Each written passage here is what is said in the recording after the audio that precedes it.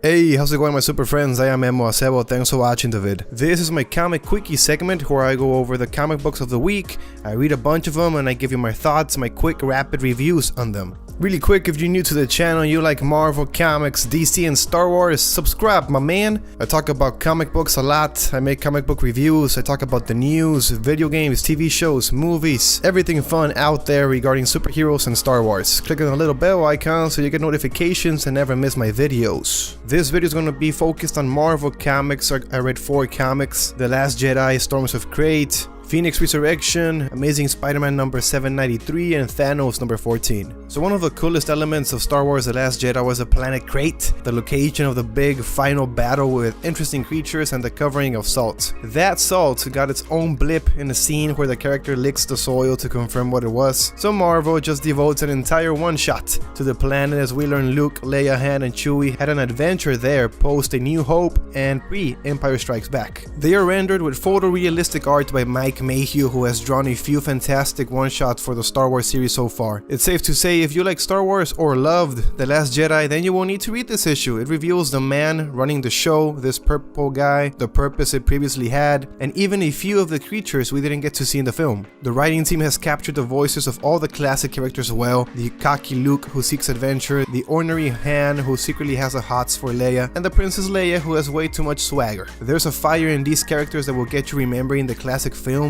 and it's fun to see the writing team show off the classic personalities. It's also really cool to see Luke and Wedge until he's flying around in the weird ski ship Poe and Finn were flying about to, the Stormtrooper Scar Squadron who had Creel fight in this badass lightsaber battle. The plot of this issue also has a similar plot to a recent film as it opens with Leia and the rebellion fleeing the Empire. The problem with photorealistic characters is that they can be way off sometimes. Luke barely looks like Mark Hamill in some places, same with Han and Leia. It's so weird that it distracts sometimes. There is serious action and adventure in the issue, but nothing big happens. Problem is, this is a prequel. They have to show up in Empire intact. The only thing this arc will do is give Crait a bit more backstory and be a filler sequence. Phoenix Resurrection, the return of Jean Grey number 1. Jean Grey, the original X-Woman, would return from the dead again.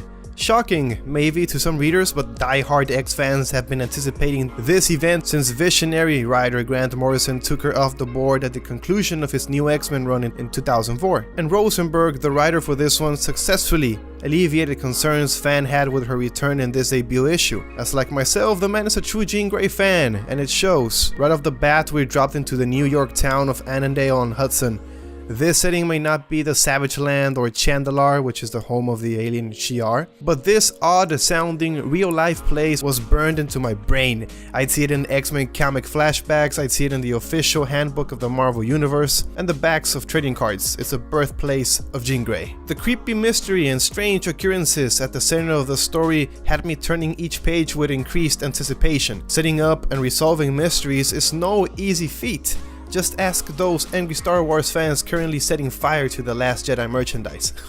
But throughout this issue, Rosenberg manages to throw out one surprise after another, and it never gets frustrating, just more addictive. Good thing we're getting the rest of this 5-issue miniseries in January. Can't wait. And of course, it's no shock that this issue actually features Jean Grey, adult Jean Grey, not the teenager with the ugly-ass bob cut. Those who watched the teaser video Marvel released know that Jean is alive and working as a waitress in a diner. How this version of Jean, who I'm assuming doesn't remember her marvelous past, got there, we don't know. But the issue's final 7 pages featured enough nods to Jean and the X-Men's past to get me pumped for what comes next. Francis Yu's beautiful artwork, man. No stranger to the X-Men universe, Yu's pencils perfectly seesaw between the story's light and dark elements. One minute we're in small town America and next we're in the North Pole. Yu provides a polished and epic feel to Rosenberg's global mystery, and I just wish he was sticking around for all the 5 issues. Yeah, he's not. Each issue will feature the work of a different artist, like Astonishing X-Men. Quick negatives: Teen Jean is missing from the story. It's disappointing to see the first issue of this released ahead of Jean Grey number 11.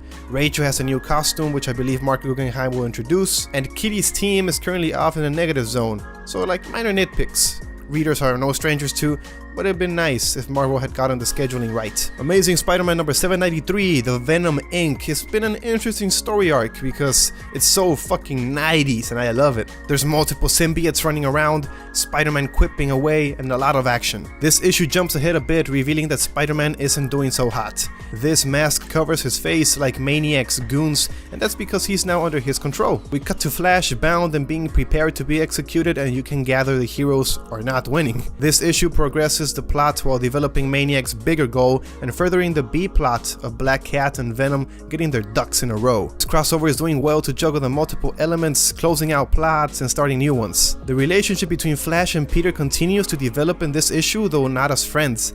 Stegman draws some excellent Spider-Man and his masked self is pretty damn creepy. He choreographs an excellent fight sequence here, and it's fun to see anti-Venom Flash attempt to save his best bud. This scene takes place during a snowstorm, which looks fantastic too. There are little flakes all about and also some white streaks, which makes the scene feel more chaotic and frantic. For negatives, there's a lot of questions with Maniac. Does he know who Spider-Man is now? Who is this motherfucker anyway, and why should we care? That continues to be an issue with this series, as a villain is really weak. And yeah, his power allows for the plot to keep moving forward, but it's hard to care about the character's ambitions when we know he'll disappear after the heroes beat him. There is also the question of Venom, who is a villain in a sense too. A plot element of weaponizing something that will be very bad for all symbiotes comes up, and yet he gladly joins in on the plan. And yeah, it's probably gonna be a convenient plot twist, which ends up being a recurring issue for the series. It's just a fun bubblegum action story. There's nothing substantial that can be fixed and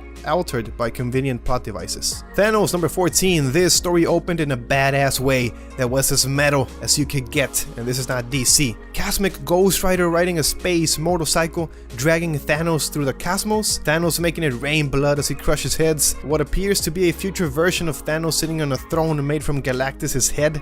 Shit, this is just crazy, man. Give me more of this. Donny Cates is awesome. I love him as a writer. He's doing great stuff with Doctor Strange also. Check out Doctor Strange if you haven't. This issue continues what the first one did by giving the reader backstory on Thanos to start. We learned what happened the day Thanos was born and his first interaction with his mom. To say she reacted like one might learning their baby was Satan is about how well it goes. We then follow Thanos as he improves himself, takes on heroes, kills Celestials, and eventually rules everything. That's the first half of the issue, and it comes full circle with an extreme close-up of Thanos' eye, and in that eye we see a skull. He's the bringer of death, and these pages will get you hyped and ready for more. Jeff Shaw draws a hell of an issue with well-timed close-ups and excellent fight scenes. The detail is quite excellent and the power cosmic equally so. There's also some great design like older versions of our heroes in the flashback, awesome looking giant Celestials, and an old Thanos with an equally awesome belly. Really hard to find negatives for this one.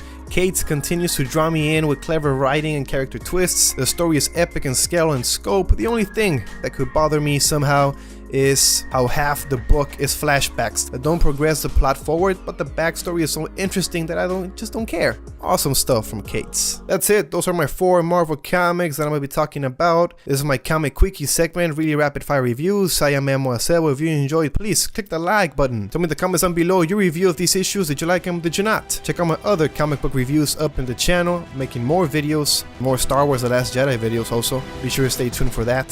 Subscribe to see more, and of course, I'll see you in the next one.